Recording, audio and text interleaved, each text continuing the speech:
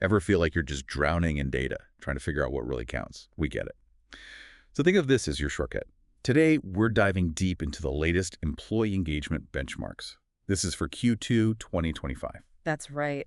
And these insights, they're really valuable. They're collated from organizations across, a whole range of industries and sizes. We're talking hundreds of thousands of employee responses covering April through June this year. And understanding this benchmark data is, well, it's crucial for you to see how your own organization stacks up. And importantly, to spot those trends that should be guiding your strategy, like right now. Okay, so our mission today, unpack three key metrics. We've got the Employee Net Promoter Score, that's eNPS, then the Engagement Index, and finally survey response rates.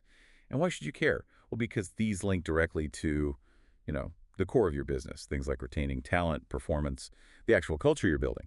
All right, let's kick things off with the Employee Net Promoter Score, eNPS. Now, if you're not familiar, it's an internationally recognized measure of engagement. It really boils down to one simple question. How likely are you to recommend our organization as a good place to work? Exactly. And it uses that scale, megas of 100 up to plus 100. A positive score just means you've got more promoters, people saying good things, than detractors who are, let's say, less enthusiastic. Yeah. And just for a bit of context, Right. plus 41 or more, outstanding. Plus 21 to plus 40, that's very good. Sort of NX at 10 to plus 20 is typical. But if you're seeing NX 11 or lower, well, that's low. It's concerning, really. Okay, so keeping that scale in mind, where did eNPS actually land across different industries in Q2? Yeah, what's really fascinating here is how clearly some sectors are doing well. Hospitality, for example, they consistently lead the pack. Scores around 37. And tech, professional services, they're not far off, usually in the low 30s. Now, these aren't just numbers on a page. They tell a story, right? Employees in these fields, they generally feel good. They'd recommend their employer. And that usually means, well, better productivity, people stick around longer, often better customer experience too. It's a cycle. But then you've got the other side of the coin, haven't you? Government and retail seem to be really struggling. Scores down around -20 to -13.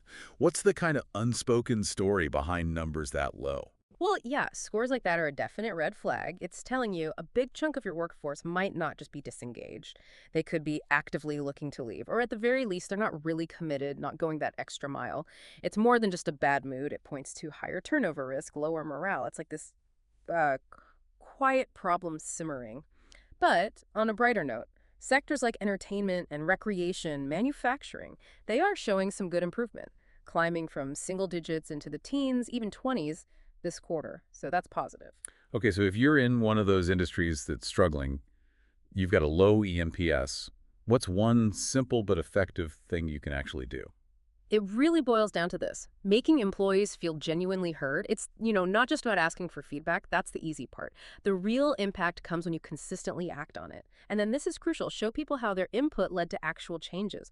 That's what builds trust. It shows their voice matters. And when people see their ideas making a difference, engagement goes up, eNPS goes up. It has to feel empowering, not just like, ticking a box. That makes total sense, acting on it. So how does company size play into this? Does eNPS look different for small versus large organizations? Yeah, we see a pretty clear pattern there, actually. The smallest companies, say up to 250 employees, they consistently have the highest eNPS, often around the low 20s. And that's not really surprising, is it? Smaller teams, they tend to be tighter knit. Employees often feel closer to leadership, easier to feel connected. Mid-sized companies, like the 501 to 1000 group, they showed some nice improvement through Q2. Got up to around 15 by June. And encouragingly, the next size up, 1,001 to 5,000 employees, they saw a really positive jump in June. Went from 4 up to 10. Okay, some positive movement there. Definitely.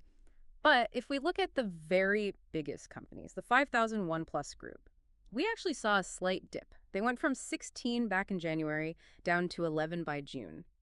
And this really highlights, I think, the challenge of keeping that connected culture feeling alive as you get really big.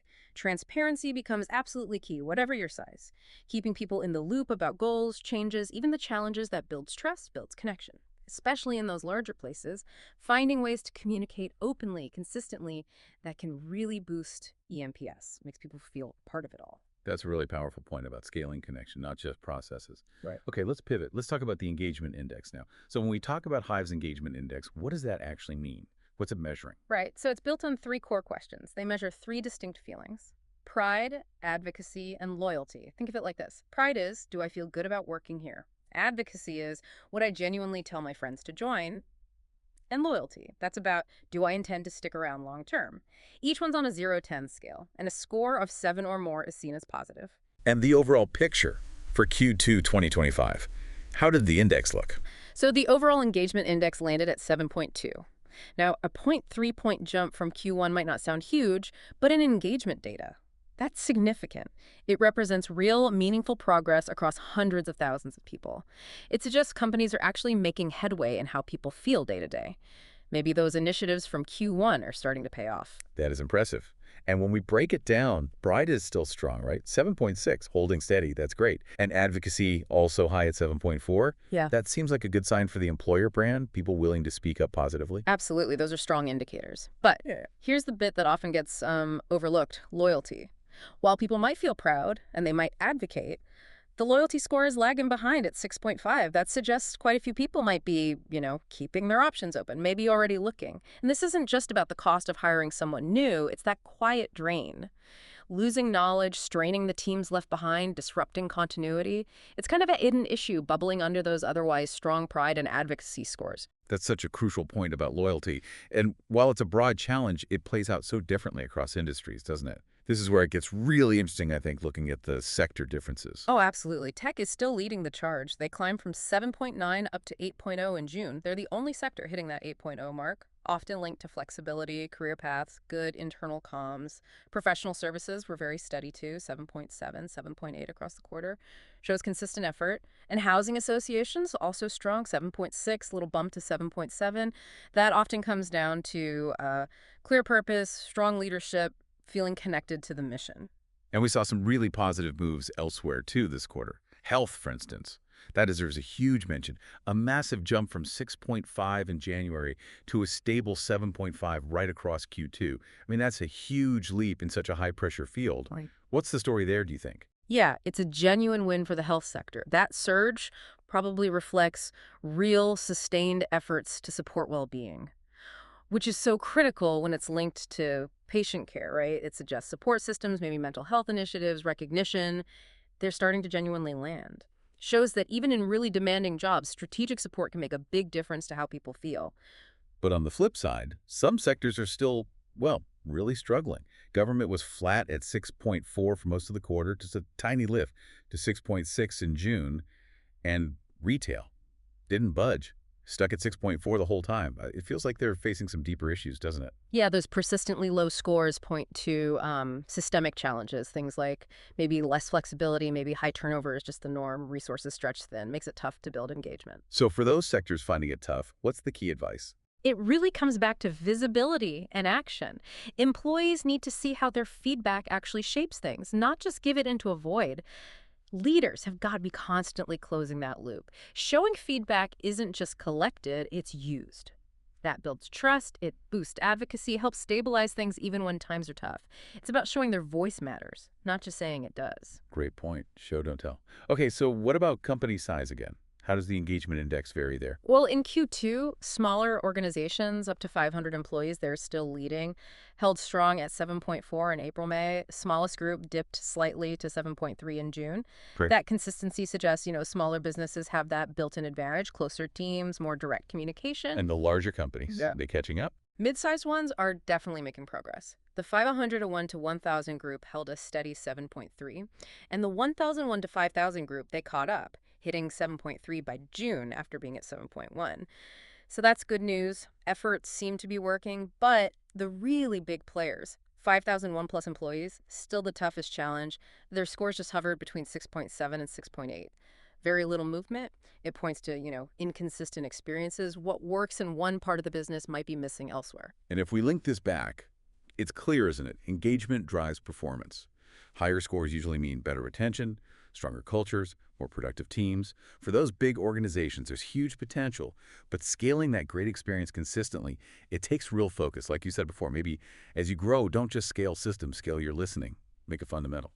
Okay, so engagement numbers tell us how people feel. But there's that other piece. Are they even telling us? Let's talk survey response rates. Because Q2 paints a really interesting, maybe slightly worrying picture about who's actually engaging with feedback. Indeed.